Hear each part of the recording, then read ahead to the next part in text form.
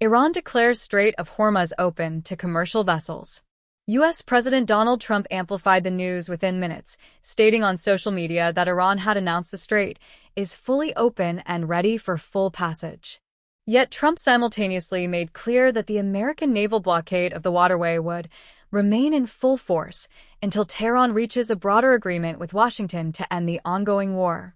The dual announcements, Iran declaring passage open, the United States insisting its blockade holds, left the practical effect on shipping ambiguous, with officials providing no immediate clarification on how both positions could coexist.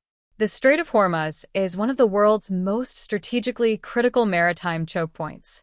Roughly 20% of global petroleum trade transits the narrow passage between Iran and Oman, making it a central pressure point in any conflict involving Tehran. Control of or threats to the strait have long been a central instrument of Iranian leverage in its standoffs with Western powers and Gulf neighbors alike. The opening announcement came hours after midnight in Beirut, where residents fired celebratory gunshots into the air to mark the start of the Israel-Hezbollah truce. Displaced families began moving towards southern Lebanon and the city's southern suburbs despite official warnings to hold off until the situation stabilized. A spokesperson for United Nations peacekeepers operating in southern Lebanon confirmed that no airstrikes had been observed since midnight, though the spokesperson also accused the Israeli military of violating Lebanese airspace and conducting artillery shelling in the south after the truce took effect. The Israeli military did not immediately respond to those accusations.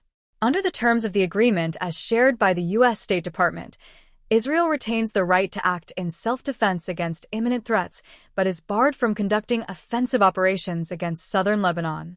Whether Israel's post-ceasefire actions fell within that definition remained a point of contention on the first hours of the truce.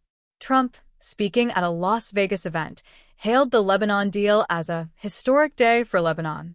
He also expressed confidence that the broader conflict with Iran was approaching its conclusion. "I will say the war in Iran is going along swimmingly," Trump said. "It should be ending pretty soon." The president's remarks signaled that Washington views the Lebanon truce as a stepping stone toward a wider diplomatic resolution, though the timeline and framework of any such deal remain unspecified. The Hormuz announcement, however conditional, represents a notable diplomatic signal. Whether it translates into any tangible easing of shipping pressure will depend heavily on how or whether the broader U.S.-Iran negotiations develop and whether the Lebanon truce survives its early hours intact.